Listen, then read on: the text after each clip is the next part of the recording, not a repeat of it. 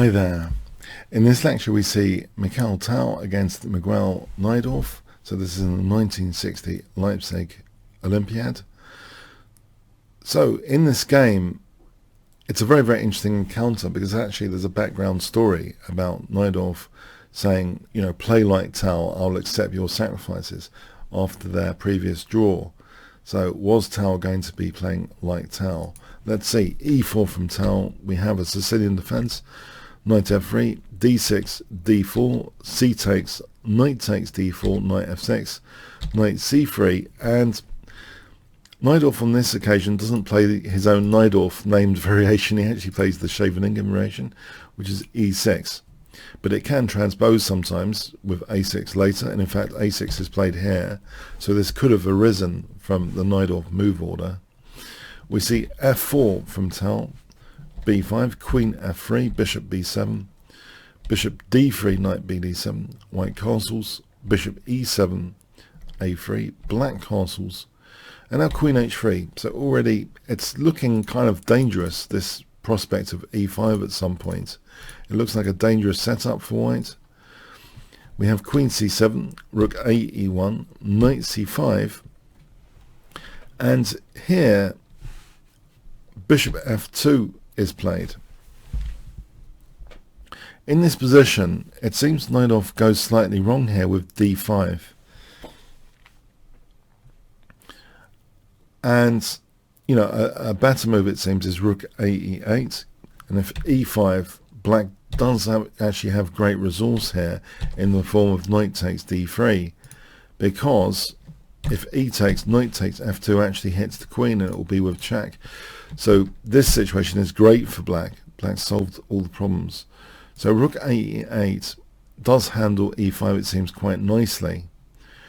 We see, you know, with d5 though, we have a very interesting move now from Tal, which is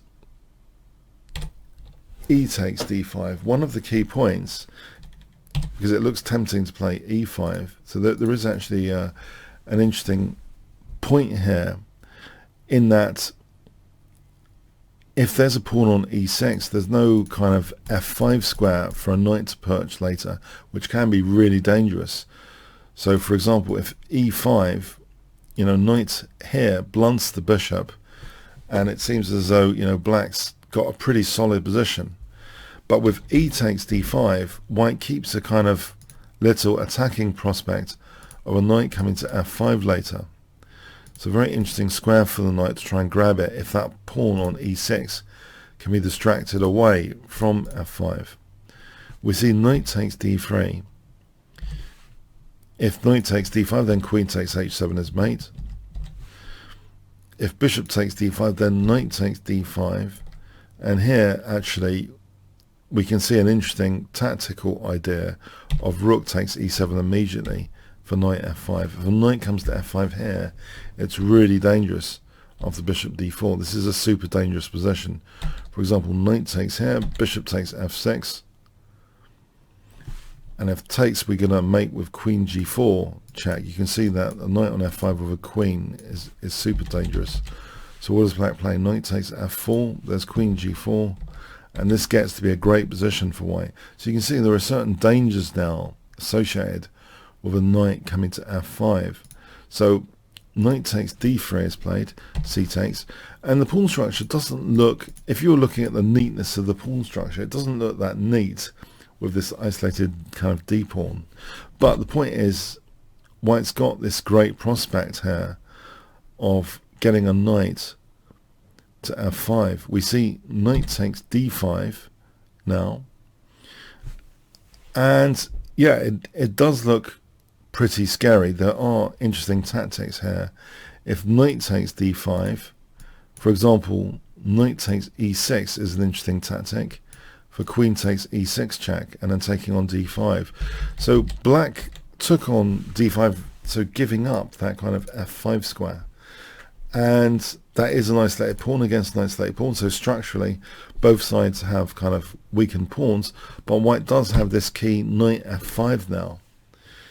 We see bishop c5, d4, bishop a7, and now bishop h4, threatening to just take and then shortly after mate with queen g3 or g4 to g7, supported by the knight.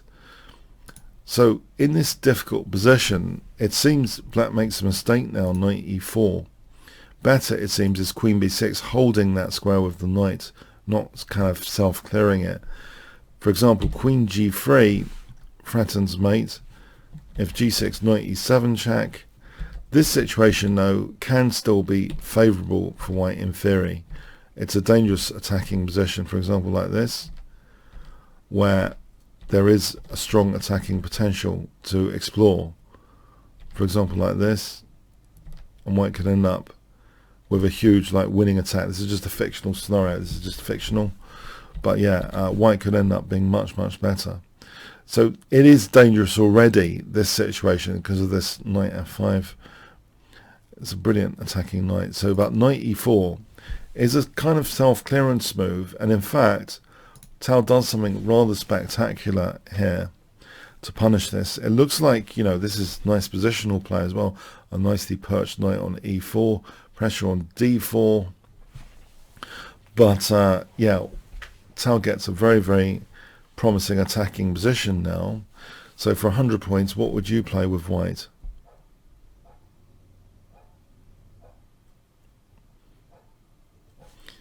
Okay.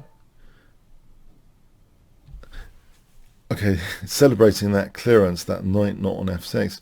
Rook takes e4. D takes. And now bishop f6. Yeah, this is really, really dangerous. We see queen b6. If g takes, then we're back to queen g3 and queen g7 checkmate. So bishop f6.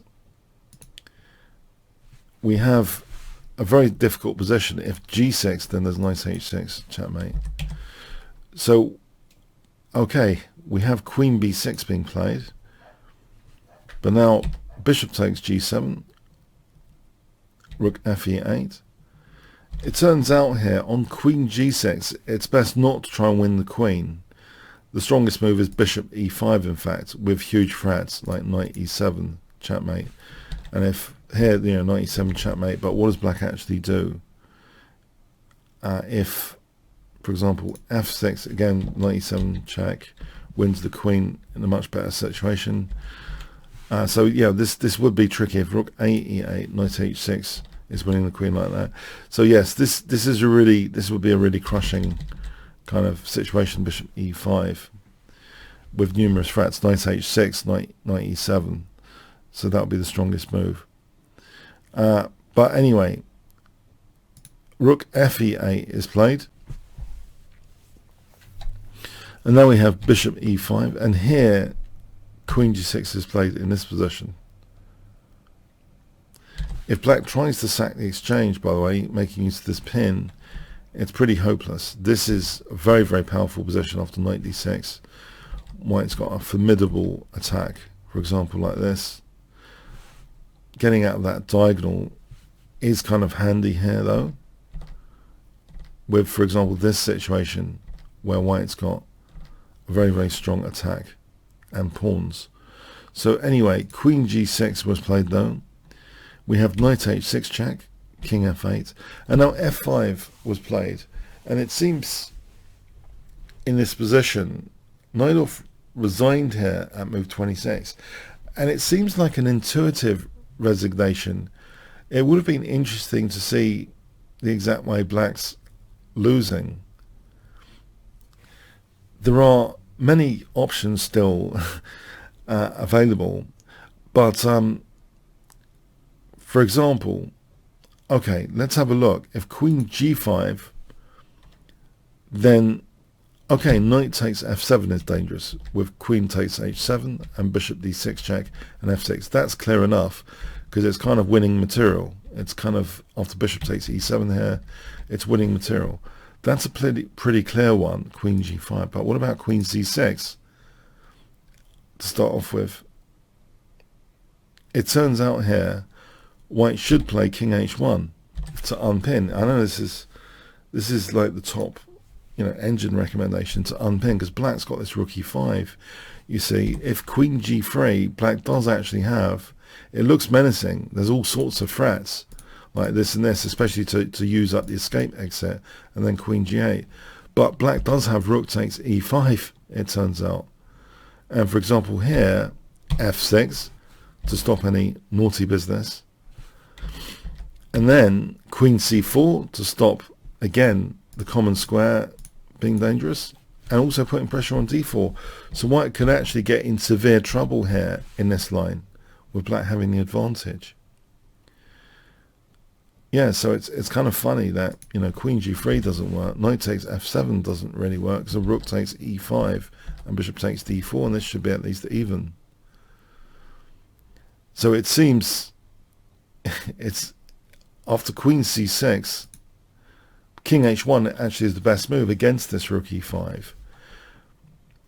And here, if rook takes e5, white has very, very strong pawns. Even though black's got a dangerous pawn, white overall is better here. There are possibilities now, queen g8 checkmate. And this is much better for white. White's 2 pawns up here. But let's look at this again. There's actually something else going on here. After king h1, forget rook takes e5. There's actually another interesting possibility. Rook ec8. And if queen h5, queen c4 doesn't get out in the way, this is one of the better moves to hit f1 and protect f7.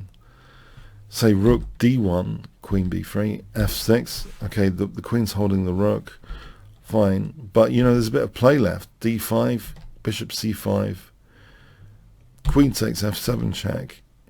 Now here, this would be mating though. This particular situation is mating. But yeah, you know, it gets a little bit kind of complicated, this final position. It's one of those final positions probably requires more explanation than many other games we've covered. So anyway, yeah, there's a lot of analysis which can be carried out in this final position. The various defensive and attacking measures like queen c6 to c4, like the rook e5 resources. There's a lot of resources left to explore. But yeah, it's, you know, chess is a very, very complicated game, and yeah, it's interesting that this intuitive resignation shows the great respect though that players had for Mikhail Tal, and really started trusting his judgment and that he was going to win. So okay, instructive points of this game. I like the fact that the clearance move, you know, knight e4, the kind of self-clearance was celebrated with the exchange sack and then bishop f6. So that really is a stunning part of this game. But also, you know, the build-up. So by taking on d5, avoiding positional torture is an instructive point in my view, to try and have something concrete in mind for the attack. A knight on f5. Some grandmasters call it, you know, a knife on f5. It's such a dangerous piece. So we're basically establishing a knife on f5. So that, I think that's one takeaway point. And the other is how watch out for the opponent's kind of self-destruct style moves. So this is a kind of self-clearance. We could also have self-pins, self-deflection, self-decoys, but in a way, this clears the f6. More stubborn was queen b6, and then white actually takes over the f6 square with a vengeance. So there are quite a few instructive takeaway points, and yeah, it's a big exercise in calculation. The final position is not entirely clear cut at all. Okay, thanks very much. Hi there, thanks for getting to the end of the YouTube video. If you would like to see other Mikhail Tal games, I actually have an amazing course for Mikhail Tal, which is currently at 4.9 with over 400 students. You can check this out from the Kingscrusher TV page. So Chess Strategy and Tactics, Mikhail Tal's amazing games. You can check out some free preview videos as well here. If you do expand all sections, you can see the preview links to get some free previews. So I hope you do check out this course index and the free previews. So I really had a thrilling time actually checking out Mikhail Tal's games. So yeah, the YouTube video here you saw was just a sample from this course. I hope you check it out. Okay, thanks so much. Oh, by the way, comments, questions, likes, shares, all appreciated. And if you did get to this part of the video, please do leave some sort of comment like Tal fan. Okay, thanks again.